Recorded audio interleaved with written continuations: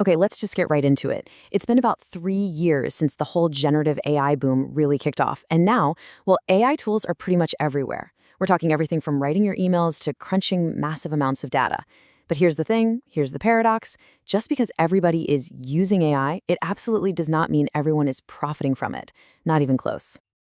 So get this. A brand new global survey from McKinsey found that a staggering 88% of organizations say they're regularly using AI in at least one part of their business.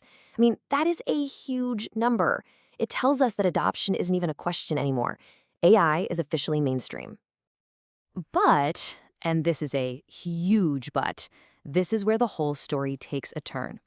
Of all those companies using AI, only 39%, just 39, report seeing any real impact on their company-wide profits. So think about that. Nearly 9 out of 10 companies are on board, but less than 4 out of 10 are seeing it help their bottom line. So what gives, right? Why is there this massive gap between playing with AI and actually making money from AI? That's the big question we're going to dig into right now. Well, for most companies, it seems like the answer is that their AI journey is kind of stalled out right at the beginning. They're stuck in this place you could call pilot purgatory. And the numbers really tell the story here. You've got about 32% of companies who are still just experimenting. Another 30% are only in the piloting phase. You add those two up, and that's nearly 2/3 of organizations that haven't actually scaled AI across their business. They're, dipping their toes in the water, but they haven't really learned how to swim yet. And you might think, okay, well, maybe that's just an issue with older AI. But nope, even the most cutting edge tech we have right now, these AI agents that can plan and execute tasks all on their own, they are falling into the exact same trap.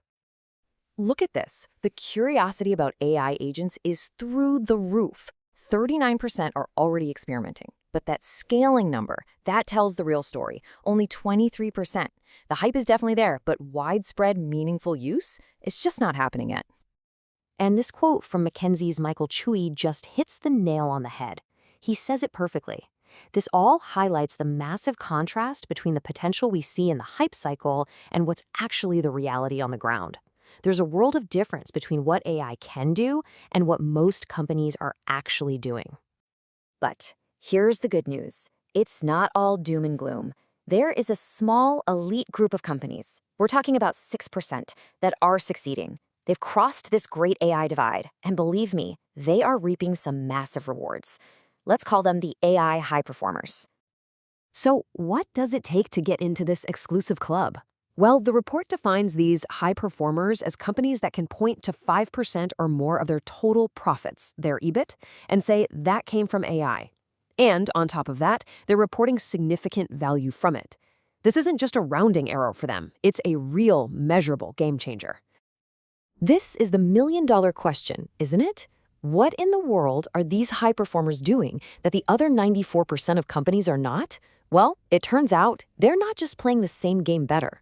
They're playing a completely different game altogether. Yeah, their secret really lies in their playbook. It's not about having shinier tech.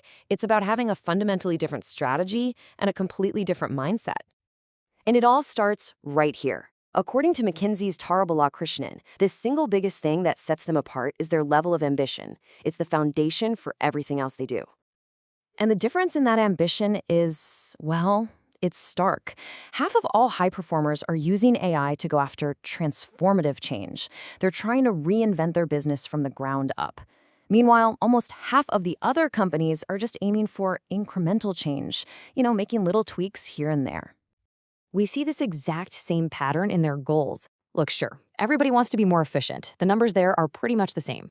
But the key is that high performers don't stop there. 80% of them are also using AI to drive growth, and 79% are using it for pure innovation, to create totally new business models. For them, it's a tool for offense, not just defense. And they really put their money where their mouth is.